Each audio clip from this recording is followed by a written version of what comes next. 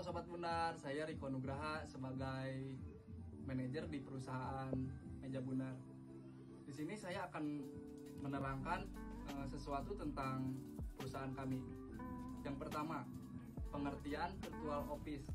Pengertian virtual office adalah sebuah bentuk aplikasi layanan perkantoran dalam format virtual yang bekerja secara online.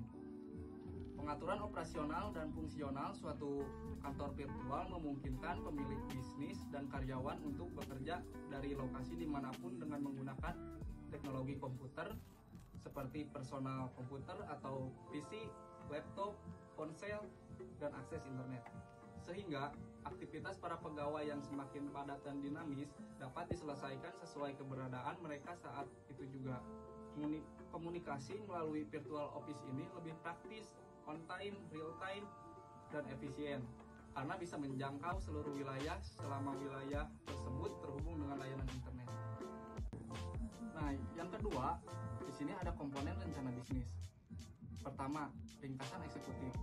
Konsep virtual office adalah fasilitas penyewaan kantor secara virtual di mana para penyewa hanya berhak memiliki alamat dari kantor tersebut tapi tidak memiliki ruangan secara fisik di kantor tersebut. Segala macam surat ataupun keperluan bisnis akan diteruskan ke alamat bisnis yang sebenarnya secara online.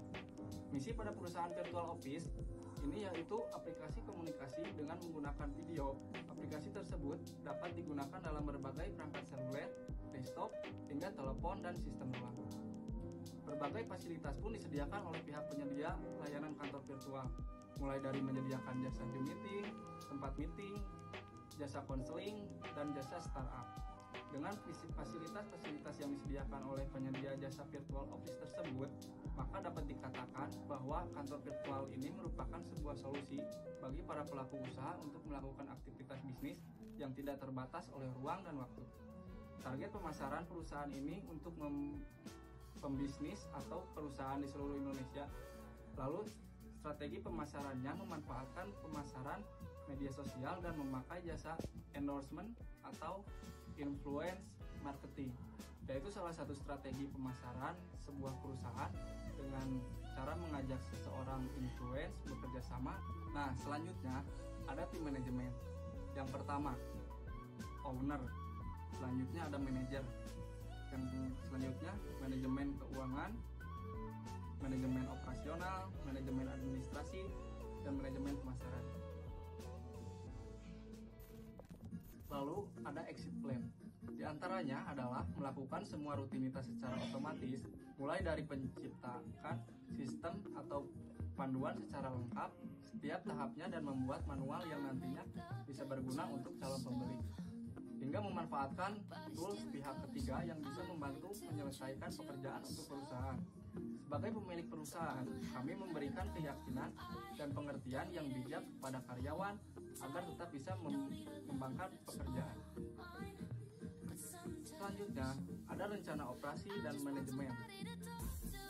Di perusahaan kami, fasilitas itu ada ruang meeting, jasa Zoom meeting, jasa konseling, jasa startup. Selanjutnya, strategi pemasaran. Tren virtual office sekarang ini bisa kita lihat pertumbuhan perusahaan-perusahahan atau mulai banyaknya startup yang didirikan di Indonesia. Hal ini tidak terlepas dari peran serta anak-anak muda yang kreatif serta pertumbuhan yang cepat dalam industri digital dan teknologi. Menurut Tubuh Pusat Statistik pada tahun 2017, tingkat entrepreneur di Indonesia makin bertambah jadi 3,1%. Yang awal mulanya di tahun 2014 jumlahnya entrepreneur di Indonesia cuma 1,67%. Ini adalah gabungan yang begitu baik antara perkembangan entrepreneur serta ide atau tren kerja yang baru dengan memakai virtual office yang begitu menolong beberapa startup yang berjumlah mempunyai banyak modal untuk mengawali usaha. Selanjutnya ada analisa persaingan. Untuk menyiasati persaingan tersebut, salah satunya dengan cara menurunkan harga atau mengadakan diskon seperti Meja Bunar mengadakan promosi sebesar 50%. Daftar 12 bulan lalu dapatkan 6 bulan gratis. Nah, selanjutnya ada rencana desain dan pengembangan. Tujuan usaha jangka panjang. Yang pertama, pengaruh biaya operasional perusahaan seperti lokasi dan ruang tempat usaha, biaya peralatan kantor, dan gaji karyawan. Yang kedua, kantor virtual menggunakan jaringan komunikasi formal. Seluruh bentuk komunikasi terjadi melalui kantor virtual tercatat secara formal. Yang ketiga, rapat atau pertemuan dapat dilakukan melalui konferensi, telekonferensi, dan video, dan dokumen dapat ditransmisikan secara elektronik. Yang keempat, pengurangan halangan aktivitas kerja seperti hujan, jalan macet, tempat jauh sudah tidak dapat lagi menjadi alasan untuk tidak bekerja. Dan yang terakhir, keuntungan sosial dari kantor virtual adalah memberikan kesempatan dan kemampuan bekerja untuk individu yang memiliki tanggungan anak-anak kecil, penyandang disabilitas, maupun lanjut usia. Strategi. Kami mempunyai strategi. Yang pertama, komunikasi langsung. 2. Maksimalkan ruang meeting. 3. Memaksimalkan komponen multimedia dengan baik. Yang keempat, memanfaatkan fitur kirim dokumen, hemat dalam urusan logistik. Yang kelima, dapatkan domisili. Yang keenam, gunakan nomor telepon.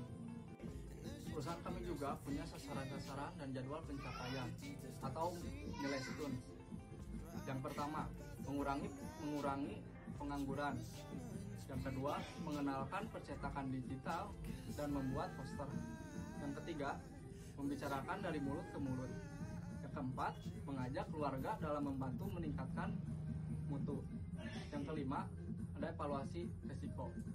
Nah, di evaluasi resiko juga ada beberapa poin penting, seperti yang pertama, konsep perusahaan. Yang kedua, bukan kantor operasional sendiri. Yang ketiga, masih kurangnya pemahaman perbedaan antara virtual office dan coworking space. Nah, di perusahaan kami juga ada konsultan dan juga ada beberapa poin tentang konsultan. Yang pertama, konsultan perusahaan, konsultan pemasaran, konsultan perpajakan, konsultan SDM, konsultan web developer. Nah, dan terakhir ada poin penting juga, yaitu analisis rencana keuangan. Di perusahaan kami, analisis rencana keuangan tersebut akan saya jelaskan. Yang pertama, proyeksi pendapatan. Jumlah modal utama perusahaan kami yaitu 200 juta. Pengeluaran untuk proyek perusahaan sebesar 97 juta. Hasil dari proyek atau laba sebesar 20 juta per tahun. Selanjutnya ada potongan pajak sebesar 2 juta rupiah. Jasa pembuatan website 6 juta hingga 10 juta. Jasa periklanan 5 juta hingga 15 juta rupiah. Jasa pembuatan video 3 juta rupiah. Manajemen akun media sosial sebesar 4 juta rupiah. Nah, selanjutnya untuk para pegawai perusahaan kami, yaitu ada si CEO mempunyai kisaran gaji sebesar 15 juta rupiah, CTO atau Chief Technology Officer sebesar 10 juta, CFO atau disebut Chief Financial Officer 10 juta, CMO Chief Marketing Officer 10 juta, COO Chief Operation Officer 10 juta, dan yang terakhir web. Terima kasih Sobat Bundar. Itu tadi adalah penjelasan tentang perusahaan Meja Bundar. Sekian dan terima kasih.